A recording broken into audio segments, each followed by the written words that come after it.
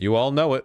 Stinging defeat for incumbent Jamal Bowman. He was crushed by George Latimer in a bitter race for District 16, highlighting the party's deep division over the war in Gaza. CBS 2's Christina Fan is live from White Plains with more on these results. Not even close. Journalistic malpractice. It's not an indictment of Bowman's position on Gaza. It's the fact that AIPAC dumped like 20 million into the district.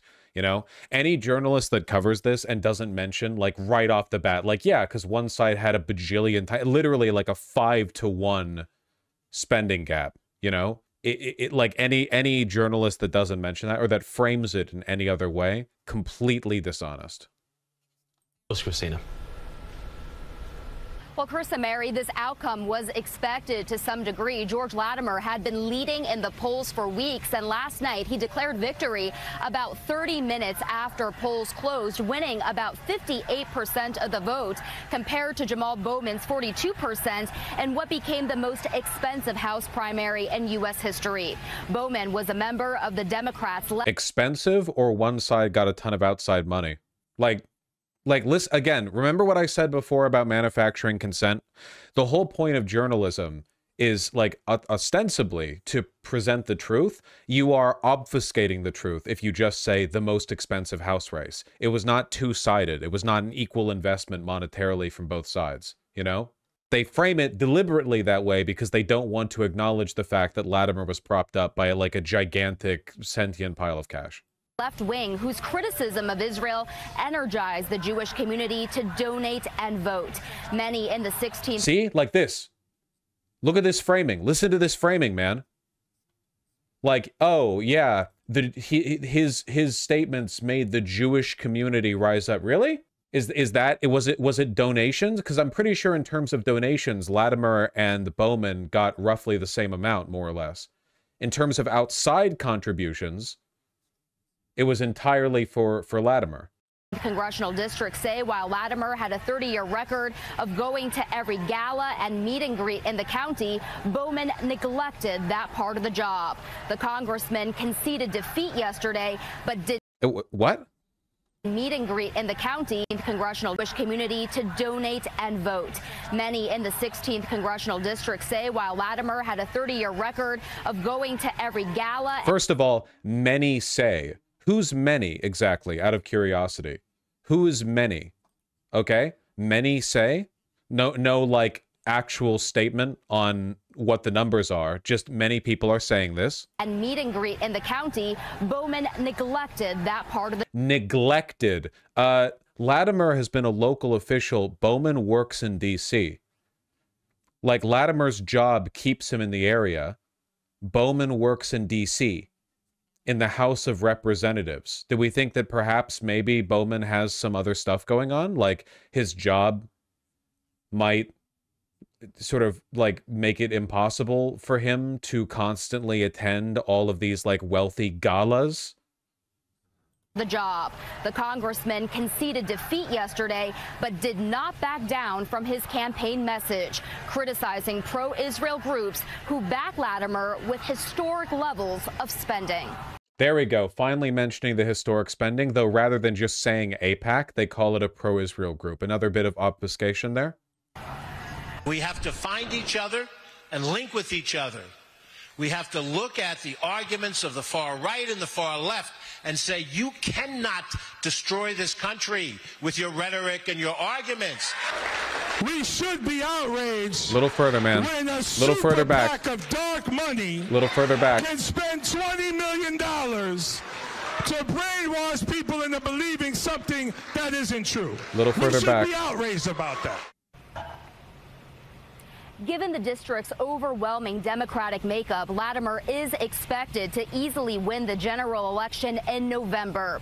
By the way, in case you were wondering, like, whether or not this was actually a huge turnout of people, it wasn't. In 2020, Jamal Bowman got 49,000 votes over Elliot Engel's 36,000, and then, of course, went on to win the general election quite easily. Whereas in this one, Latimer got 44,000, 5,000 fewer than Jamal Bowman did in the 2020 primary. So the effect of $20 million of AIPAC spending was not you know, like an overwhelming explosion of support for Latimer. It was basically just they got some people in for Latimer and depressed support for Bowman. You know, also look at which districts turned up right here. Were the Bronx, aka like the area that got redistricted out. You know, the area that Jamal Bowman had a stronger connection to, that has people of color, that has poorer people, solidly for Bowman, 84% for Bowman. Whereas the comparatively quite wealthy Westchester went to Latimer. You know, though not by an enormous margin, 2-1 basically, more or less. But yeah, whereas it's like a 6-1 in favor of Bowman down here in the Bronx. Look at what they have to do to mimic a fraction of our power, guys. All that money spent, and all they could do was get Latimer like fewer votes in the primary than Bowman got. Literal racial divide and class divide, many such cases, yeah. Here, hold on. Before redistricting, the 2010 census found that approximately 38% of constituents in New York's 16th lived at or below federal poverty line, the highest poverty rate of any congressional district in the nation. These neighborhoods were largely reassigned to the 15th district after redistricting, while the current 16th comprises most of the territory that had previously been the 17th. The current 16th district, while still containing impoverished areas, such as neighborhoods of Mount Vernon, also contains affluent ones like Scarsdale and Rye. So they literally like cut in a bunch of wealthy suburbs and cut out some of the poorest parts of the country. I think there's a silver lining here. It shows desperation. It is deeply unfortunate, but I do think it shows a lot of desperation that AIPAC spent such an enormous amount of money on this, and they didn't even manage to get like a huge tidal wave of support for Latimer. Do you think Latimer is going to be like here long? I don't think so at all. Like, they've gotten a 2-year reprieve in this district, but I would be very surprised if Latimer managed to, you know, hold the hearts of New York 16 for very long. Bowman, meanwhile, hinted to a possible political comeback, saying he wondered out loud how much money he could raise in a year and a half. Now, we will have more analysis on this race from our political reporter, Marsha Kramer, coming up in our next half hour.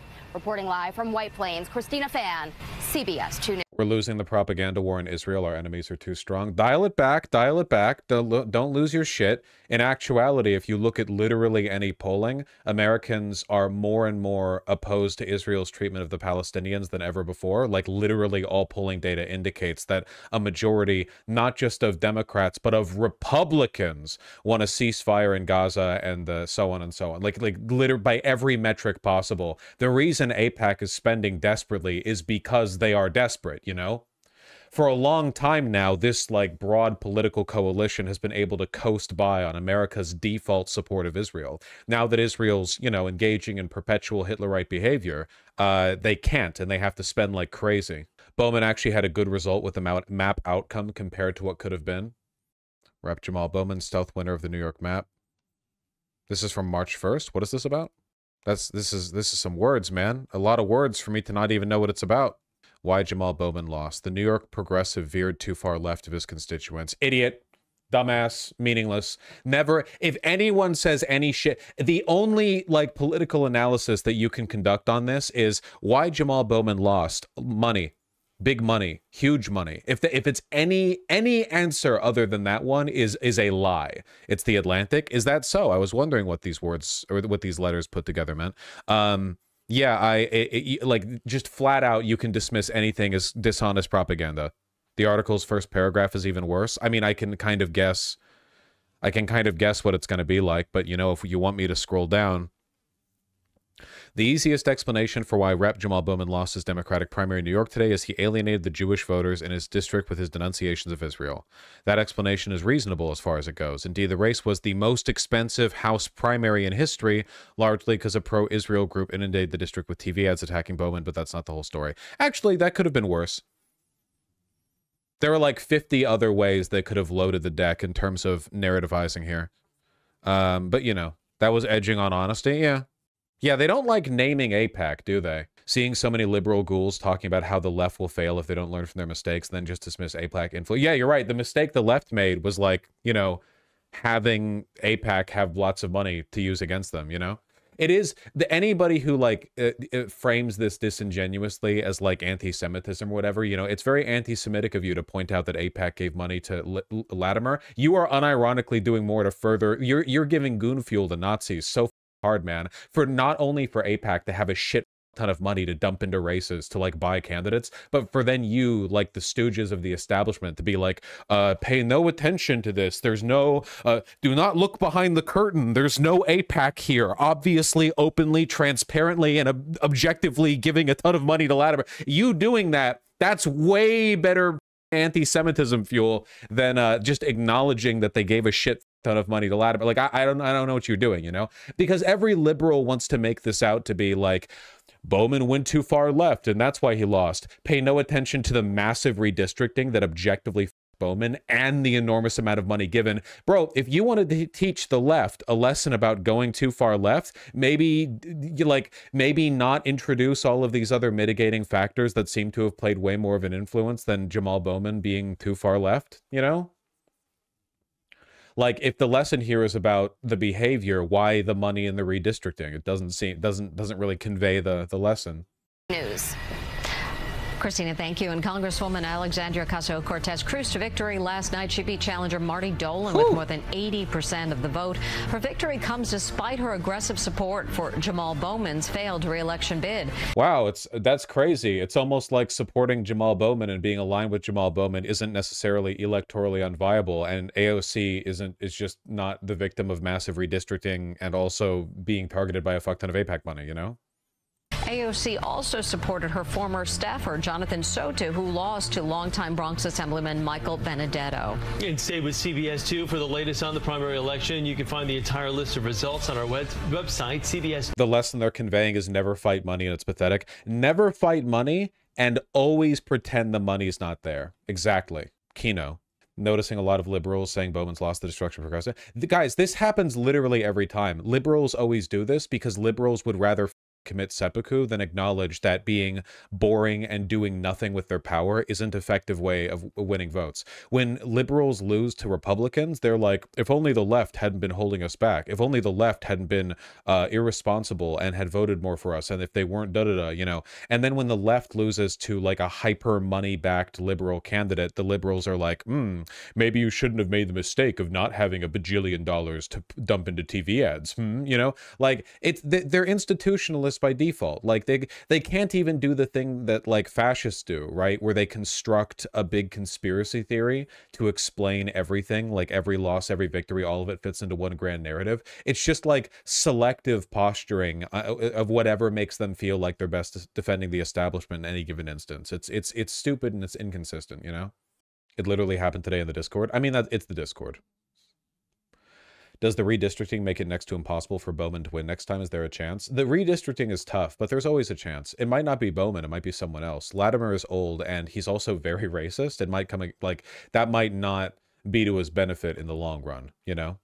Left-leaning media outlets refuse to name AIPAC the same way Republicans refuse to identify Trump when they're responsible for bad things happening for fear rhetoric. Well, it's just like, because, okay, again, I've talked about this before. This isn't a conspiracy or whatever, but like money trends with money. AIPAC is a massive lobby. The reason they don't say AIPAC is because it makes it sound as like anti-democratic as it actually is. When they say pro-Israel groups, they make it sound like a coalition of like, you know, grassroots, upstart little, you know, like, yeah, people are donating $23 a pop to the local like Israel advocacy group to show they care, when in reality it's like a massive block of wealth from largely Republican and pro-business donors that is like single-handedly swaying these elections, you know? But if they say that, it makes it sound as bad as it is, so they don't want to say that, you know? They want to say like, oh, just some pro-Israel lobbying groups, you know? We'll see, Quoteth, we'll see. Either way, you know, this outcome was the expected one. I still am very proud of everyone who canvassed. The canvassing will pay dividends down the line. When Bowman brought up how Latimer was funded by AIPAC during a debate made Latimer visibly uncomfortable, yeah. What is the Hill saying? Latimer defeats Bowman, closely watch. What is I like commenting on the like manufacturer consent. How is MSNBC handling this, you know? Give me like a wide swath here, you know? We'll talk about the Supreme Court stuff in a minute. It has been nearly an hour since the polls closed in New York's primary races tonight, and already we have a projected winner in the most expensive House primary race in American history, where Westchester County Executive George Latimer has been attempting to This is also media bias because Latimer has never looked this good. I have seen multiple photos and videos of him in different lighting, and he looks like a dead ghoul every single time. He looks hideous. I don't know. He looks like he's a healthy 10 pounds heavier here. I don't know when. Like, all I'm saying is use a real picture of him, man. Okay? I think that when I dislike a candidate, they should use an ugly picture of him, and if I like a candidate, they should use a pretty picture. That's what I think personally. Seat incumbent congressman and progressive squad member Jamal Bowman. It's a nice picture of Bowman. NBC News can now project George Latimer as the projected winner. Steve, what can you tell us about the numbers and how they may have changed since we talked to you about this just a second ago? Yeah, we were just talking a minute ago about the basic divide in this district between the much smaller in terms of population slice of the Bronx that's in it. That's where Jamal Bowman is getting about 84% of the vote right now. But the vast majority of this district is up here in Westchester County, suburbs of New York City, some small cities in here as well. And this is where George Latimer is the county executive. And we said with about a third of the vote in, Latimer was running very well overall in the county, and Bowman was falling far short of numbers he had reached in this county in the 2022 primary. This is true. We're not going to see much punditry here because they're doing the analyst bit, not the like talking heads behind the desk bit. Latimer talks to CNN after his win. You don't say. Congressman Bowman is now the first member of the squad to lose their seat since that group started 6 years ago. What does your victory tonight say about the power of the progressive left and the future for the progressive left when it comes to journalistic malpractice? All this says is the power of money. Like, that's the only thing that is being spoken on here. New York politics. Well, let's be clear. I'm a progressive. I have done a number of things in my home county. We've passed a clinic access law. We've done a wide range of things to help the LGBTQ community. We've had a black maternal health care initiative. We've lowered the cost of child care for people. We've electrified a bus. All those are progressive goals. This race has been misrepresented by those who want to see it as progressive versus something else. I guess he wanted to frame me as a MAGA conservative, which is absurd. What it does show is that when you lose touch with your district, when you're not on the ground enough, and when you're more concerned about your national program. When you're not on the ground enough, motherfucker, how much canvassing were you doing? You weren't on the ground, you were on the air, like with bot ads. What the f do you mean on the ground? That you're on, you know, the major media outlets, but you're not in the neighborhoods that you need to be in, all the neighborhoods you need to be in, then you lose the focus and you lose support in your district. I won because I worked hard and I have a record of delivering for the people who live in this area, in this community. I mean, pretty standard canned response. It's about over. Not be a national figure in the years to come. I just want to be a good representative of my district, and I think that's what they voted for tonight. Again, if you don't mention the money, you're a liar. Sorry. When you are in a campaign for public office, there's nothing quite like it. And when you're a 70-year-old trying to act like you're 40-year-old at those train stations, there are moments when you're alone. And there are moments when you question your judgment. And there are moments where you wonder how you're going to go on. Can't hear anything. The audio sounds terrible to me. I can barely understand what he's saying. A bad night for progressives, and the squad is now down one member. CNN projects propaganda. New York Congressman Jamal Bowman will not be reelected, losing the Democratic primary to George Latimer. One issue that took center stage in this primary, the Israel-Hamas war. Bowman accused Israel of genocide and faced backlash for it. This race really highlighting the deep and growing divisions within the Democratic Party over that war and conflict. CNN's Eva McKend has much more on this race. She's joining us now. Eva, what are you hearing about this result this morning? You know, though Congressman Bowman had some well-reported political vulnerabilities, Kate, going into this contest, his loss really underscores that the progressive movement still faces an uphill battle in Washington. Against money. Mention money. Despite voting with President Biden more than 90% of the time, Bowman was really portrayed as someone who was no longer in sync with the White House or his district. That amount of money poured in from the pro-Israel lobby to negatively define him was quite significant. Okay, still calling it Israel lobby and not AIPAC, but okay, wait, hold on. She's saying framed as super crazy far left as opposed to is crazy far left, and pointing out that the money was the huge... Okay, all right, okay, all right. A super PAC linked to the American Israel Public Affairs Committee dumped around $15 million. That's more than any outside group has ever spent on a House race. Okay, there we go. I'm in it now. I'm happy now. All right, okay, I'm in it. I'm locked in. I'm mewing. All right. I'm mewing. I'm joking. I'm edging. And ultimately was too much for him to overcome. And Bowman had a well-resourced and well-positioned opponent in the Westchester County executive who ultimately prevailed. It's infectious, Babinska. Now, our opponent, may have won this round. Left the audio? At this time, in this place. But this will be a battle for our humanity and justice for the rest of our lives. You are included no matter what your demographic is. Doesn't matter your age, the color of your skin, your religion, sexual identity, whether you're a right-hander or a left-hander. Okay. Whether you're a Met fan or a Yankee fan, well...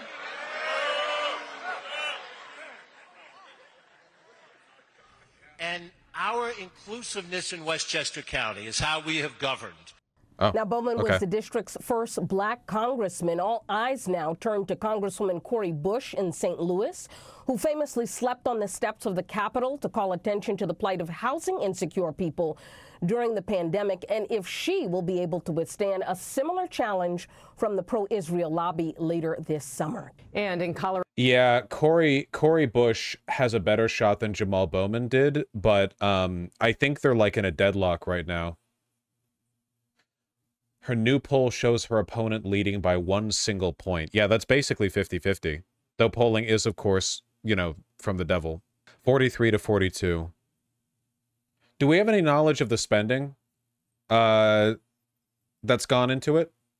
I mean, of course we do. I'm just asking if anyone here knows. This is going to be the next big one. There needs to be canvassing for Cori Bush. Okay, yeah, you go out there, man. I did my prescribed 1 outside trip per year. Cori Bush, it's worrying sign ahead of Missouri primary poll. Oh, they're referring to Jamal Bowman losing, right? Colorado Congresswoman Lauren Boebert has survived her Republican primary challenge. CNN projecting that Boebert will win her crowded primary in Colorado's 4th district. The MAGA firebrand barely won re-election in her current district in 2022. She opted to run in a seat being vacated by Republican Ken Buck instead. Unique district in that it encompasses some of the wealthiest, frankly, less diverse places in Westchester County, New York, with some lower income areas in the Bronx. And that sort of covers the divide, or some of the divide, that we see in the Democratic Party itself. What's your reporting on kind of how this is playing and how representative it is of the broader kind of back and forth in the Democratic Party right now? Yeah, I mean, like you said, I think there's a number of factors that led to Jamal Bowman's loss last night. Obviously, you know, the amount of money that was funneling into this campaign. You know, in an environment where there's so much flagrant dishonesty on this particular issue, it is nice to see, you know, the acknowledgement every once in a while. To this campaign, to this race, you know, AIPAC spent more than nearly $15 million on this case, focusing on Jamal Bowman's comments about Israel, his criticism of the country's handling of the Israel-Hamas war. No dono sound. Yeah, me when I get I mean, his district 5 gifted tier 1 subs from Sake Tanuki in 2020, and it has become more white and less black, and it's covering more of that high-income Westchester County than it is the parts of the Bronx that really helped propel him to office. But more than that, I think, you know, Jamal Bowman was seen as a vulnerable candidate. How can we on the left do populism without money? I have the time it just broke. Dude, you have to keep positive about this, okay? I know it sounds really dark, but after redistricting that was like really unfavorable to Bowman and like 15 million from AIPAC, they still couldn't get more people to vote for Latimer than voted for Jamal Bowman back in 2020. With everything already stacked in their favor like that, they still eked out like a disinterested little of a vote. You know, like what? Like, I'm not saying you can't buy candidates. Clearly you can. I'm just saying that, you know, look at what they have to do to mimic a fraction of our power. That's all I'm saying. Like, hold on. How many people are in New York 16? Again, let me check. Total population, 6 people. 756,000. Okay. In the one weekend that my boys were down there in New York 16, they hit 7,000 doors. Okay. In total, the total number of people who voted, about, what is this? 75,000, 76,000. That means that in one weekend, just, you know, my boys going down there hit basically 10% of the total number of people who were active voters in the district, you know? And this was fundraised for in 2 Paper Mario 1000-year door streams.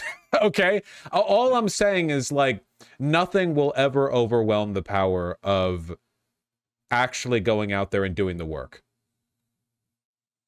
Candidate for centrist Democrats, hoping to go more to the moderate side to be able to, you know, talk to the constituent base that wants folks who are not, you know, more outspoken, who are doing the job. And one of the things that Bowman, you know, has been criticized for is his losing touch of the district, right? Mm-hmm. Not spending as much time out talking to folks, focusing on issues that impact his constituents, and more time on some of what people call culture war issues, as many have seen. He also pulled the fire alarm. Yeah. The one guy that I did during my brief canvassing stint that I had a chance to really talk to, when he said he was gonna vote for Latimer, the first thing he mentioned about Bowman, in fact, the only thing that he mentioned about Bowman directly, was the fire alarm thing. Yeah, which I still don't fully have my median voters, yes. man. None of us do. Anyway, so turning to Colorado, let's hear a little bit of Lauren Boebert's reaction last night when she. No, I think I've had enough of that. Thank you. Thank you. What did you say to him? I pulled the fire alarm in his house. I ran in and I pulled the fire alarm to show him how funny it is. Median voters, man. Funny rhetorician. Median voters.